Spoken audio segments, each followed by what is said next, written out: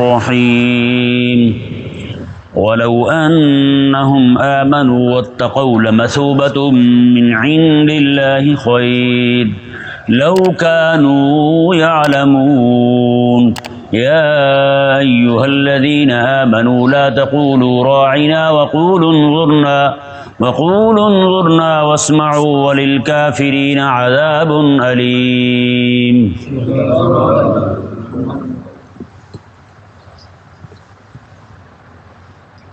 اللہ تبارک و تعالی نے یہ جو آیت نمبر 103 ہے، اس کا تعلق پچھلے مضمون کے ساتھ ہے، آج نیا مضمون شروع ہو رہا ہے۔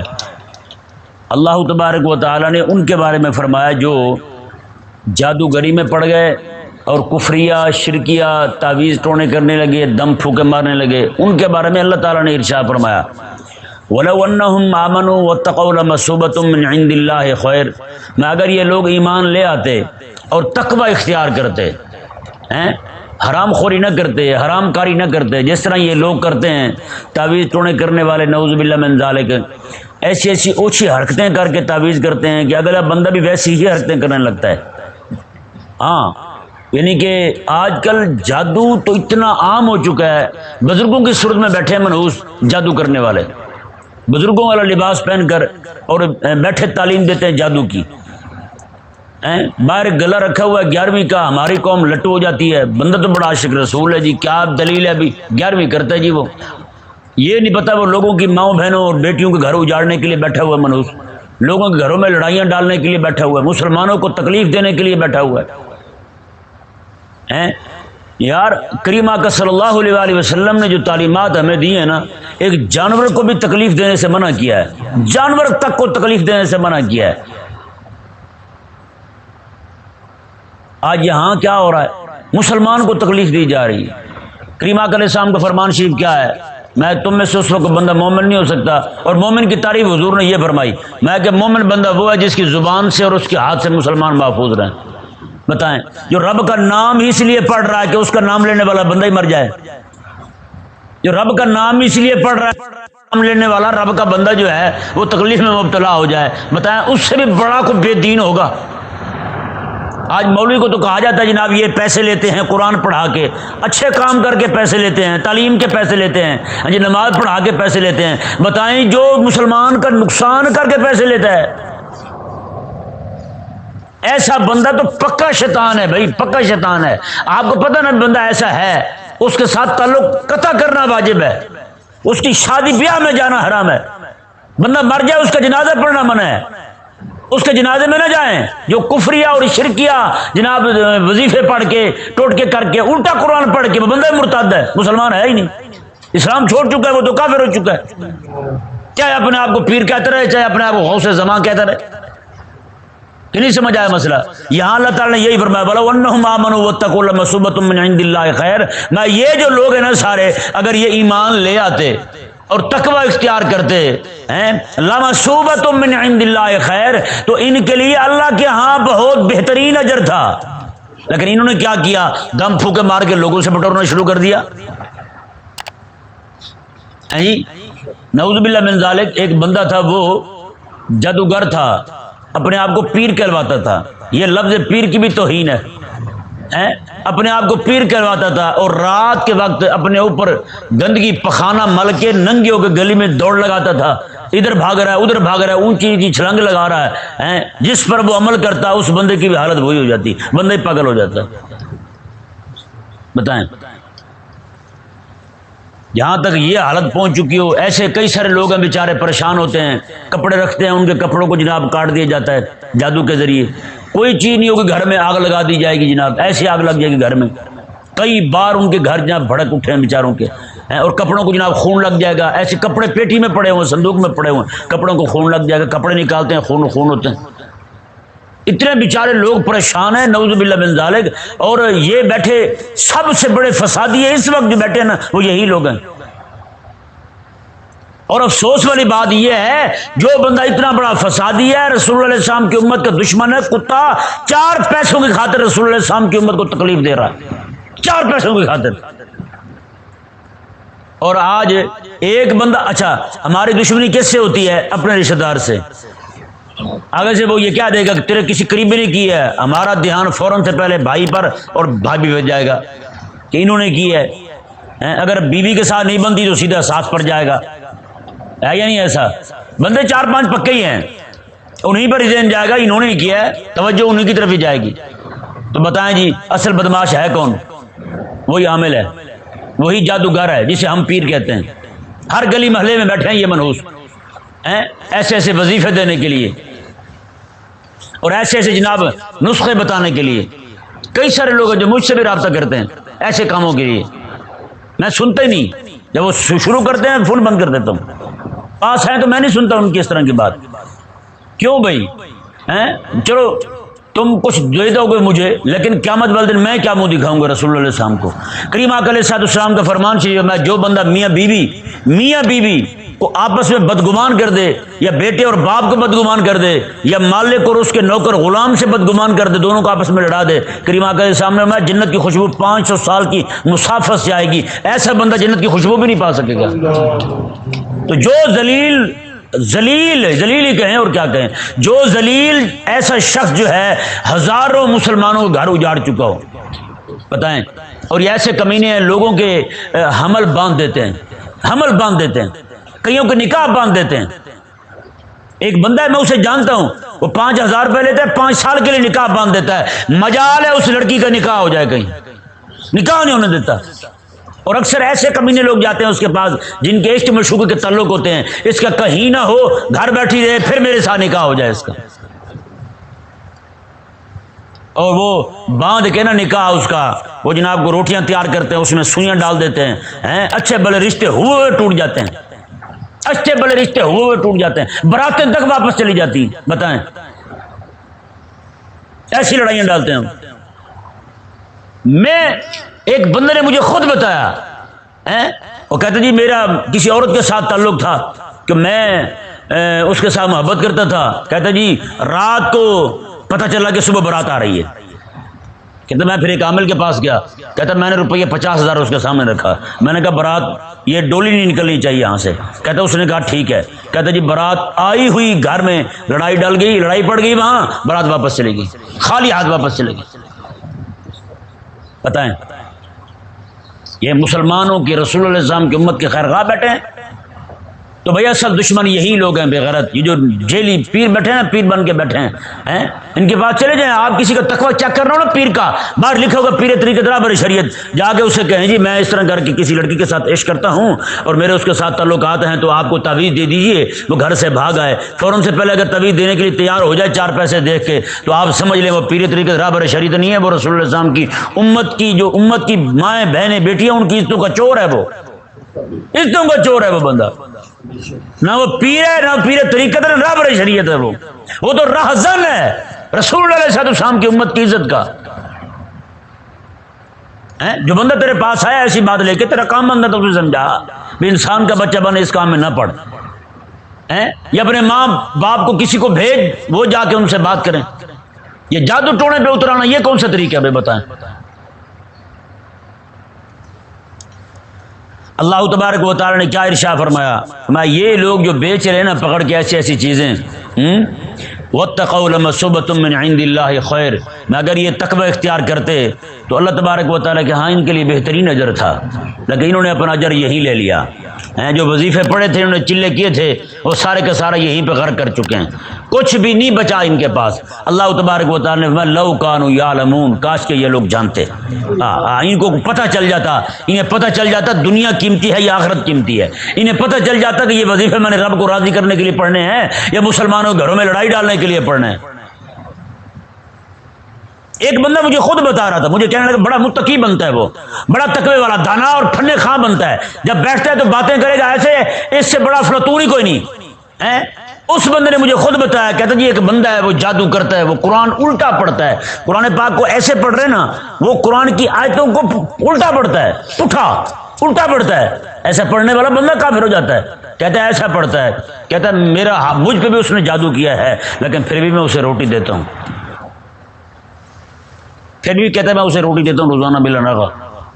میں کہا تو پھر خود ہی غور کر لے، تو کس جگہ پہ کھڑا ہے، کس ایسے بندے کو، حدیث شریف ہے حضرت عثمان غنی رضی اللہ تعالیٰ نے جادوگروں کو قتل کروایا تھا، حضرت عثمان نے جادوگروں کو قتل کرنے کا حکم دیا تھا۔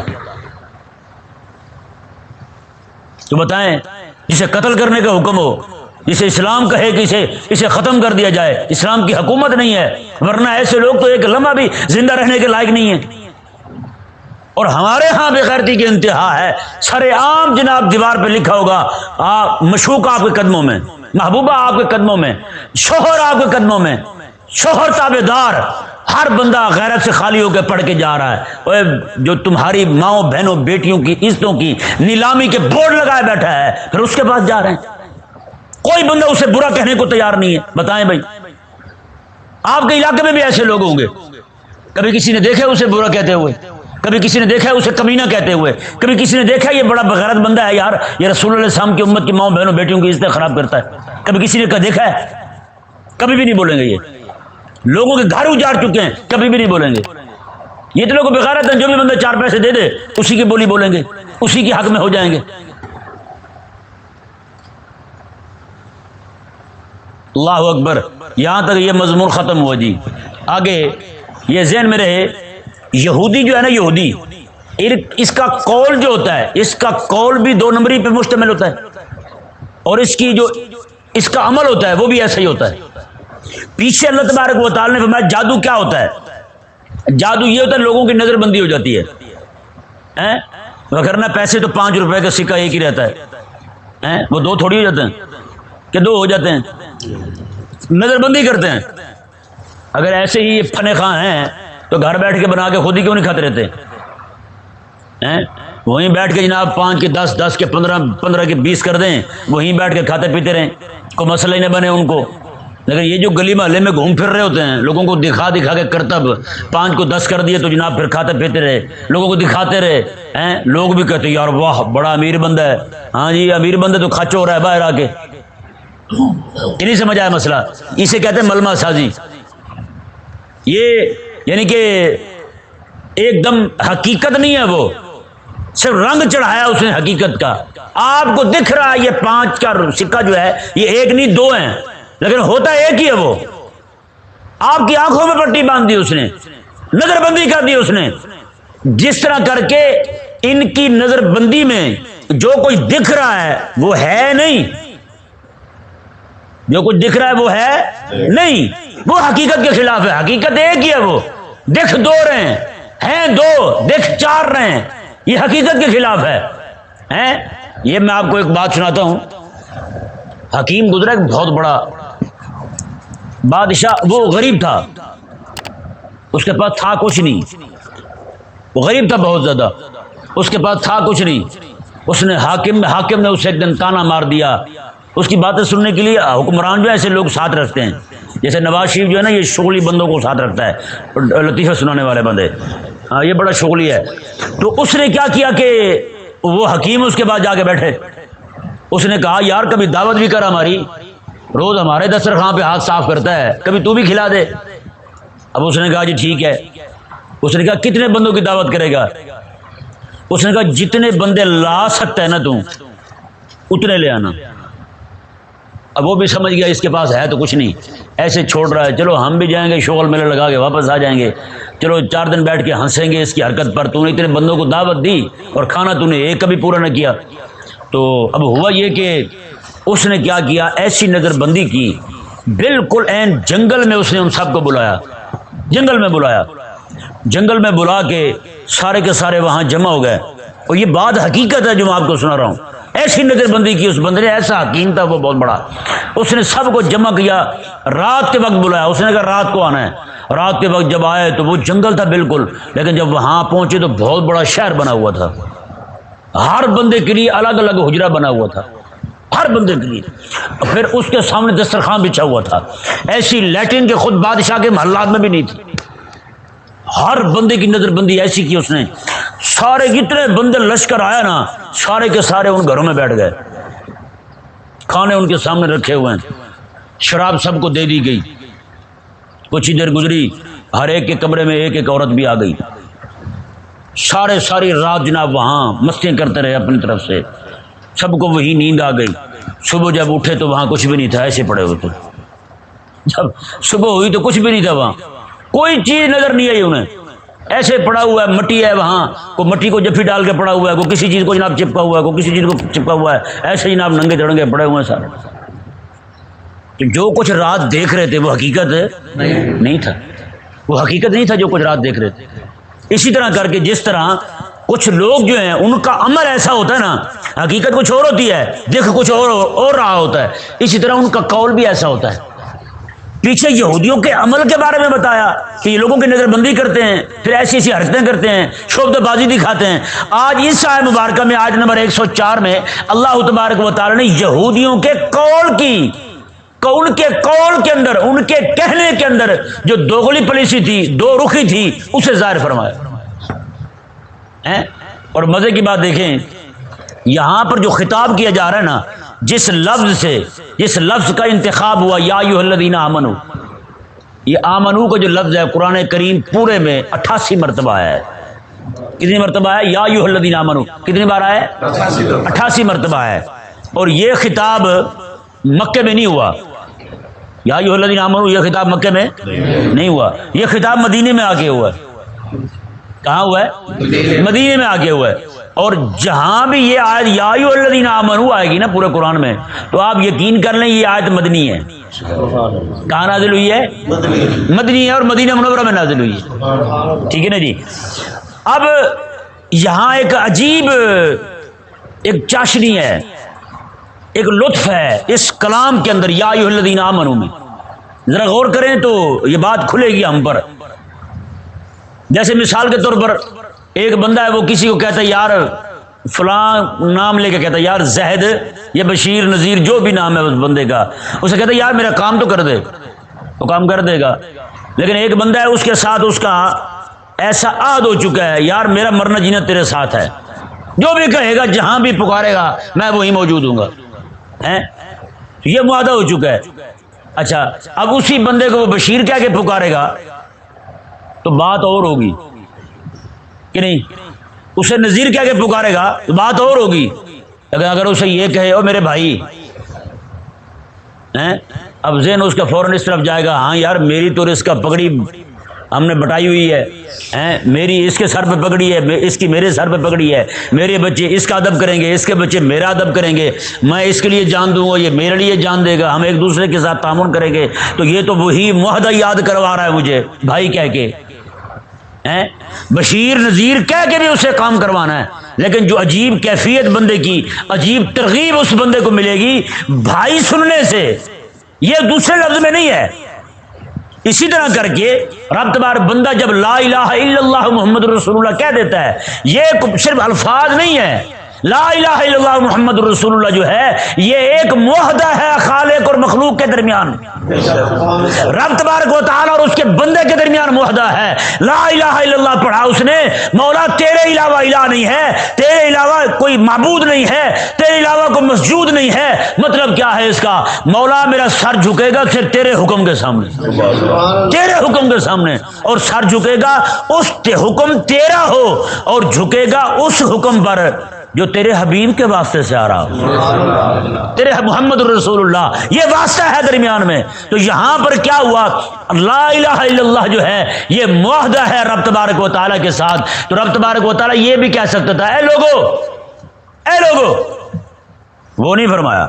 یہ بھی کہہ سکتا تھا بشیر نذیر فلاں فلاں فلاں، یہ نہیں کہا، بلکہ اللہ تعالیٰ میں آمن ہوں، اے وہ لوگوں جو میرے ساتھ معاہدہ کر چکے ہو، اللہ اکبر، میرے ساتھ معاہدہ کر چکے ہو، صرف میری مانو گے، میرے ساتھ معاہدہ کر چکے ہو تو میرا حکم مانو گے ایمان والو. اور دوسری بات دیکھیں، دوسرے پارے میں اللہ تعالیٰ نے ارشاد فرمایا ایمان والے ہیں کون؟ سبحان اللہ. یہاں ایمان والا کیا ہے کہ جو آگے حکم دیے نا رب تعالیٰ نے، یہ اطاعت دو طرح کی ہوتی ہے. اطاعت کتنی طرح کی ہوتی ہے؟ دو طرح کی ہوتی ہے. ایک اطاعت ہوتی ہے حکم دینے والے کو حاکم سمجھ کر، کیا سمجھ کر؟ حاکم سمجھ کر. ایک اطاعت ہوتی ہے حکم دینے والے کو محبوب سمجھ کر، اپنا پیارا سمجھ کر، معشوق سمجھ کر، کہ نہیں؟ اب جہاں پہ اطاعت ہوگی اس کے حاکم ہونے کی وجہ سے، بتائیں بھائی، جیسے لوگ بیچارے باہر جا رہے ہیں ان کا چلان ہی کٹ جائے تو کم از کم جتنا ممکن ہو سکے گالیاں دے کے چلان دیں گے. اطاعت تو ہے، اطاعت تو ہے، لیکن بتائیں یار وہاں گالیاں تو دیں گے نا. ہیں حاکم تو مانا ہے انہیں، لیکن ساتھ گالیاں بھی دے رہے ہیں، ساتھ اسے برا بھی کہہ رہے ہیں. اطاعت ہو رہی ہے، پیسے بھی دے رہے ہیں، ساتھ گالیاں بھی دے رہے ہیں. بینک کے باہر بھی کھڑے ہیں، بینک میں بیٹھے بندے کو سر سر سر سر سر سر بھی کہہ رہے ہیں. اور میڈم، مینڈک کہتے ہیں، کیا کہتے ہیں میڈم، وہ مینڈک بھی کہہ رہے ہیں اسے، اور ساتھ ساتھ اسے باہر کھڑے چبل بھی کہہ رہے ہیں، کھچ بھی کہہ رہے ہیں، بدتمیز بھی کہہ رہے ہیں، سارا کچھ کہہ رہے ہیں، کھڑے بھی ہیں ہاتھ باندھ کے. ہاں جی بتائیں، یہاں بھی لوگ آتے ہیں، کوئی بندہ آ کے 500 روپے دے، بتائیں 500 روپے دے کے کبھی گالی دے گا ہمیں؟ یہ دینا جو ہے نا، یہ رب تبارک و تعالیٰ کی محبت میں ہے. مسجد کے گلے میں 5000 روپے بھی ڈالے گا نا بندہ، گالی نہیں دے گا. یہ نہیں 5000 ڈال کے انہیں گالی دے دے یا مجھے گالی دے دے، بڑے گندے بندے نہیں آ رہی ہے تو لو 5000، کبھی بھی نہیں ہوگا ایسا. نہیں سمجھ آیا مسئلہ؟ وہاں پہ پٹرول ڈلوانے جائیں گے، نیچے سے لے کر اوپر تک سب کو گالیاں پڑیں گی، تھوڑی تھوڑی، 4 قطرے سب کو. کہ نہیں سمجھ آئی؟ جیسے پنکھ کے سامنے کوئی بندہ پسینے والا بدبو والا بیٹھ جائے، اس کے آگے سارے کے سارے ناک بند کر کے بیٹھے ہوں گے بیچارے. ان کا حال بھی وہی ہوتا ہے، نیچے سے لے کر اوپر تک سب کو تھوڑی تھوڑی پڑتی ہے.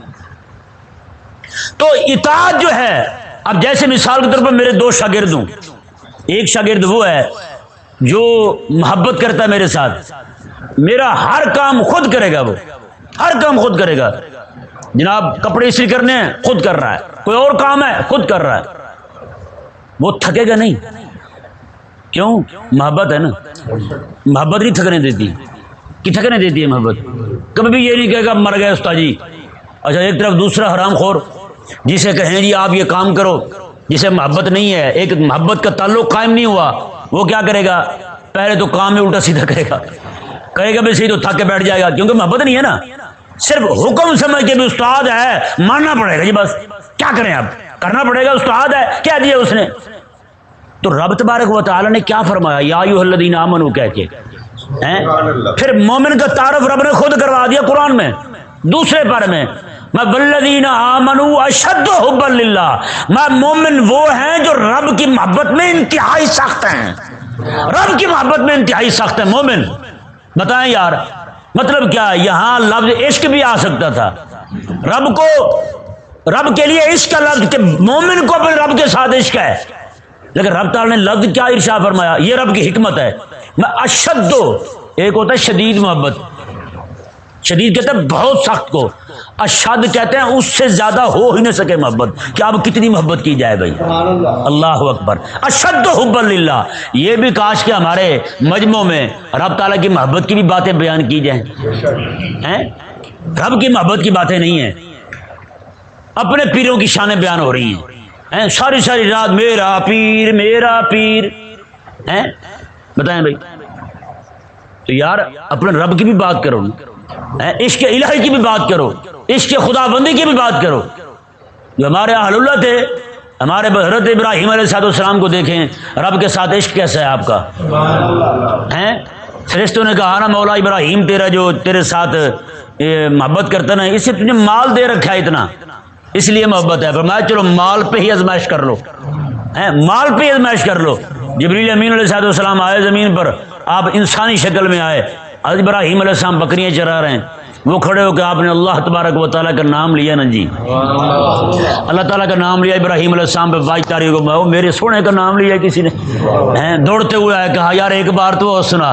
حضرت جبریل کہنے لگے جی وہ تو میں نے لیا تھا اپنی مرضی سے، اگر تیری مرضی سے ہوگا تو پھر میں اپنی مرضی کے پیسے بھی لوں گا تجھ سے، کچھ دے گا تو سناؤں گا. انہوں نے کہا جی ٹھیک ہے جو بھی کہیں. انہوں نے کہا جی 4تھائی حصہ بکریاں، ساری ہزاروں بکریاں، 4تھائی حصہ بکریاں تیری. آپ نے سنا دیا، 22 تاریخ ہو گئے. کہا ایک بار اور سنا. کہا اب کیا دے گا؟ میں 3را حصہ بھی تیرا، وہ بھی دے دیا. اب سنا، پھر سنا، پھر سنایا، 2 حصہ بھی تیرا، پھر سنا، ساری تیری. کہا اب اور سنا. کہا اب تیرے پاس بچے کیا، کیا دے گا؟ کہا یار بکریاں تیری ہو گئی نا، چرانے کے لیے مجھے رکھ لے، میرے مالک کا نام سناتے رہنا. یار ہے اشد حب للہ کا مظہر، اشد حب للہ کا مظاہرہ کیسے کیا ابراہیم علیہ السلام. اللہ اکبر.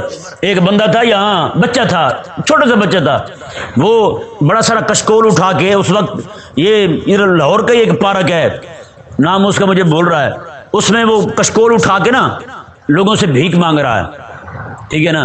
اس نے دیکھا کہ عیسائی انگریز رہتے تھے اس وقت، اس نے دیکھا کہ عیسائی ہے چوڑا، وہ جناب اس نے پینٹ کوٹ پہنا، وہ بچہ تھا، اسے کیا پتا. وہ گیا، اس نے جا کے اسے کہا، اس نے کہا یسوع مسیح کے نام پہ کچھ دو مجھے، ہیں یسوع مسیح یعنی عیسیٰ علیہ السلام کے نام پہ کچھ دو. آگے سے اس نے کہا تو مجھے محمد کے نام پہ کچھ دے دے. ہیں اس بچے نے زور سے چیخ ماری اور اس کا کشکول وہی گر گیا. اس نے کہا کمینے، نام لیا تو نے میرے محبوب سونے کا اور پیسے مانگے فقط تو نے مجھ سے، جان مانگتا وہ نکال کے یہاں رکھ دیتا میں تیرے سامنے. بتائیں عشق تو یہ ہوتا ہے بھائی.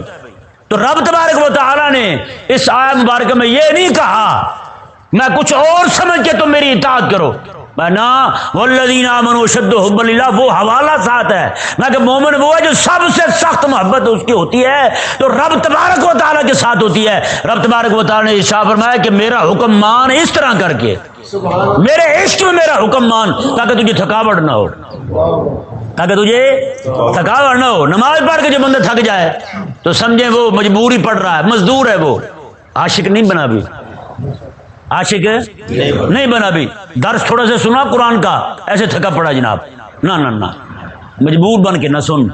یہ اس لیے سن کہ میرے رب سونے کا سونا کلام ہے. پھر دیکھ اس کی چاشنی تجھے محسوس ہوگی، پھر ایمان تیرا اس میں ولولے اور جذبے پیدا ہوں گے، پھر تیرا دل اور مانگے گا. بات لکھو تو نا کوک پر، دل مانگے اور، دل وہ نہ مانگے اور، دل یہ مانگے اور. ہاں دل یہ مانگے اور. قرآن دل کے اندر تڑپ پیدا ہو، جیسے پیاسے بندے کو پانی کی طلب ہوتی ہے، بھوکے کو روٹی کی طلب ہوتی ہے، سونے والے کو بستر کی طلب ہوتی ہے، اسی طرح کر کے ہر بندہ مومن کو آمنو کا خطاب جو ہے یہ بندے کے اندر عجیب وجدانی کیفیت پیدا کر دیتا ہے، اور محبت بھی رب تعالیٰ کے ساتھ. رب تبارک و تعالیٰ نے فرمایا میرا حکم مان میرے عشق میں مبتلا ہو کے، میرا عشق مان، میرا حکم مان، میرے عشق سے سرشار ہو کر، میں پھر دیکھ جنت سے بھی تجھے کوئی نہیں روک سکے گا. ہیں کریمہ کا صلی اللہ علیہ وسلم، یہی لوگ عشق والے تو ہیں جو اپنی جان دیتے ہیں، ہے یا نہیں؟ اپنی جانیں تک رب تعالیٰ کے حکم پر قربان کرتے ہیں. کریمہ کے السلام نے ارشاد فرمایا ایسے لوگ جنہوں نے اپنی جانیں رب تعالیٰ کے عشق میں قربان کی ہوں گی، قیامت والا دن آئے گا نا، یہ اللہ تعالیٰ حکم دے گا جاؤ جنت چلے جاؤ. جنت کے دروازے پر جائیں گے، جنت فرشتے کہیں گے جو جنت کے دربان ہیں، وہ کہیں گے حساب ہو گیا، وہ کہیں گے حساب تو نہیں ہوا. تو پھر کیسے آ گئے آپ؟ وہ کہیں گے ہماری مال تھا وہ رب کے نام پہ دے دیا، جان تھی وہ قربان کر دی، اب حساب کس چیز کا دیں گے ہم؟ حساب کس چیز کا دیں گے ہم؟ تو وہ فرشتے عرض کریں گے رب تعالیٰ کی بارگاہ میں مولا تیرا حکم ہوا ہے. یہ نہیں کہ رب حکم دے رہا ہے فرشتے اڑی کر رہے ہیں جان بوجھ کے، نہیں، رب تبارک و تعالیٰ اس وقت اپنے عاشقوں کی شان ظاہر کرنا چاہتا ہے. انہیں بھی رب نے منع کیا ہوگا، انہیں بھی رب ہی کہے گا جاؤ، انہیں بھی رب کہے گا بھی روکو انہیں، ان کی شان ظاہر کرنی ہے مجھے. جیسے قیامت والا دن ہوگا، ہم سارے حدیث پڑھتے ہیں نا، قیامت والے دن شفاعت ہماری حضور نے کرنی ہے یا نہیں ایسا؟ پھر سارے عالم، سارے مولوی، ساری عوام قیامت والے دن یہ بھول جائیں گے، یہ بات بھول جائیں گے. یہ یاد ہوگا یہ میری ماں ہے، یہ یاد ہوگا یہ میرا باپ ہے، یہ یاد ہوگا میرا بیٹا ہے، یہ یاد ہوگا میری بیٹی ہے، لیکن یہ بات بھول جائیں گے. اسی لیے سب سے پہلے آدم علیہ السلام کے پاس جائیں گے، آپ ہمارے ابا ہیں، آپ مہربانی کریں. پھر نوح علیہ السلام کے پاس، وہ نوح علیہ السلام کا راہ دکھائیں گے. پھر وہاں سے آگے آگے آگے موسیٰ علیہ السلام کے پاس، پھر عیسیٰ علیہ السلام کے پاس آئیں گے. عیسیٰ علیہ السلام کہیں گے آؤ میں تمہیں وہاں لے چلتا ہوں جنہوں نے آج تمہارا کام بنانا ہے، آؤ میں وہاں لے چلتا ہوں. تو یہ رب تبارک و تعالیٰ بھلائے گا کیوں؟ تاکہ اپنے حبیب کو مقام بلند ہو. دوسری جگہوں پہ گھوم پھر کے ذرا آ جائیں نا. آپ جب جاتے ہیں کسی دکان سے سودا لینے کے لیے، وہ کہتے ہیں نہیں چلو پھر یہ مہنگی دے رہے ہیں آپ، وہ کہتے ہیں چلو پھر آگے مزید مارکیٹ دیکھ لیں. پھر بندہ اسی کے پاس جاتا ہے، یار آپ ٹھیک دے رہے تھے آپ ہی ہمیں دے دیں. تو اللہ تبارک و تعالیٰ قیامت والے دن حضور کی شان ظاہر کرنے کے لیے، حضور کا مقام اور مرتبہ مزید بلند کرنے کے لیے، لوگ جو دنیا میں جن کی آنکھیں بند ہیں ان کی آنکھیں کھولنے کے لیے اللہ تبارک و تعالیٰ یہ بات ہی بھلا دے گا، بھول جائیں گے سارے. اس لیے آدم علیہ السلام کے پاس، موسیٰ علیہ السلام کے پاس، نوح علیہ السلام کے پاس، ابراہیم علیہ السلام کے پاس، عیسیٰ علیہ السلام کے پاس، پھر عیسیٰ علیہ السلام لے کے حضور کی بارگاہ میں آئیں گے، آؤ میں تمہیں ساتھ لے چلتا ہوں. تو یہ اللہ تبارک و تعالیٰ شان ظاہر کرنے کے لیے فرشتوں کو بھی کہے گا نہ جانے دو، انہیں کہے گا جاؤ، وہ کھڑے ہو جائیں گے وہاں. مولا ہم کیا کریں اب؟ اللہ تعالیٰ فرمائے گا یہ نہیں نہ جانے دیتے، نہ جانے دیں. میں تمہیں پر لگا دے تو تم اڑ کے یہاں سے چلے جاؤ جنت میں، اڑ کے چلے جاؤ۔ رب انہیں بھی تو کہہ سکتا جانے دو بھائی، رب کا حکم ہو جائے پھر وہ نہ جانے دے، ایسا کیسے ہو سکتا ہے؟ فرشتے رب کی نافرمانی کر سکتے ہیں؟ نہ نہ نہ، رب تبارک و تعالیٰ اپنے بندوں کی شان ظاہر کرنے کے لیے ایسے معاملات فرماتا ہے۔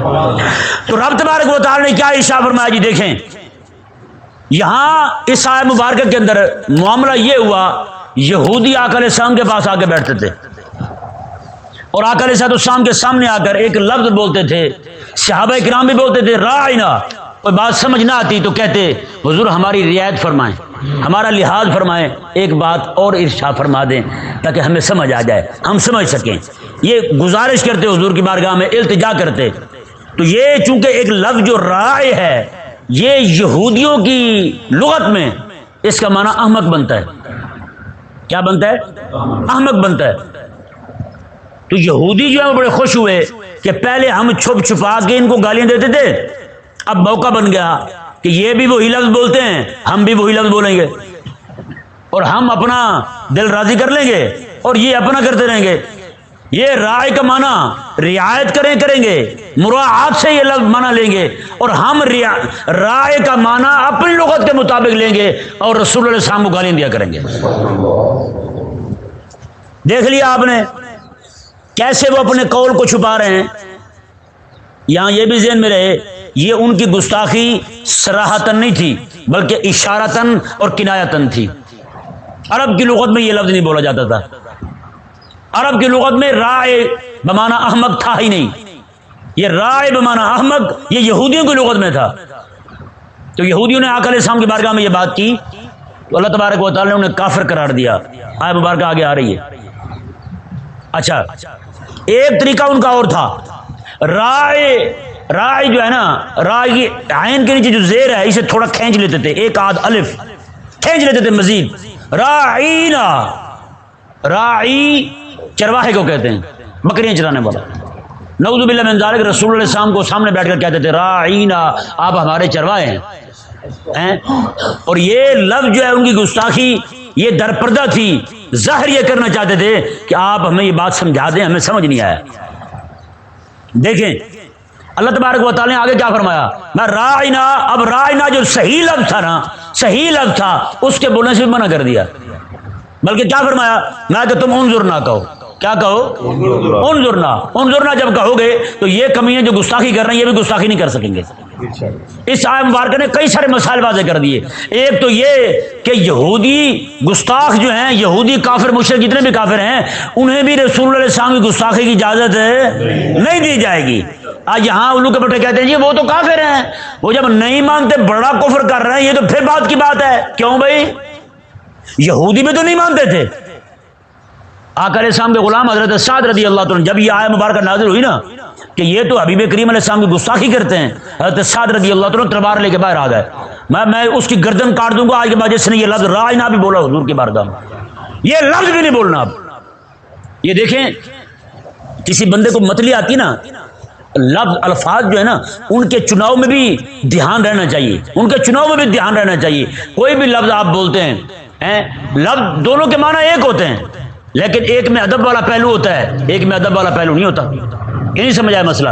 جیسے دیکھیں حدیث پاک کی مثال ہے، آقا علیہ السلام نے فرمایا کہ جس بندے کو متلی آ رہی ہو، الٹی آنے کو آ رہی ہو، طبیعت اس کی خراب ہو رہی ہو، تو اس کے لیے ایک لفظ بولتے تھے عربی زبان میں، خابست نفسی، خابست نفسی، اس کا معنی یہ کہ میرا نفس خراب ہو رہا ہے، دل خراب ہو رہا ہے، میرا متلی آ رہی ہے مجھے۔ اس کی جگہ آقا علیہ السلام نے جو لفظ دیا معنی اس کا بھی وہی ہے، معنی دونوں کا ایک ہے، نفس خراب ہونا، لیکن اس کے اندر ادب والا پہلو ہے۔ کیا ہے؟ ادب والا پہلو ہے۔ اس میں یہ لاشقت نفسی، میرا دل جو ہے، میرا نفس جو ہے وہ تھوڑا سا بگڑ رہا ہے، طبیعت میری بگڑ رہی ہے، لفظ وہی ہیں لیکن چونکہ ایک میں ادب والا اور خبیث کا لفظ وہاں تھا اس لیے منع کر دیا گیا، اور یہاں دوسرا لفظ تھا اس کی اجازت دے دی گئی۔ میں اس کی مثال عام روزمرہ میں دیتا ہوں۔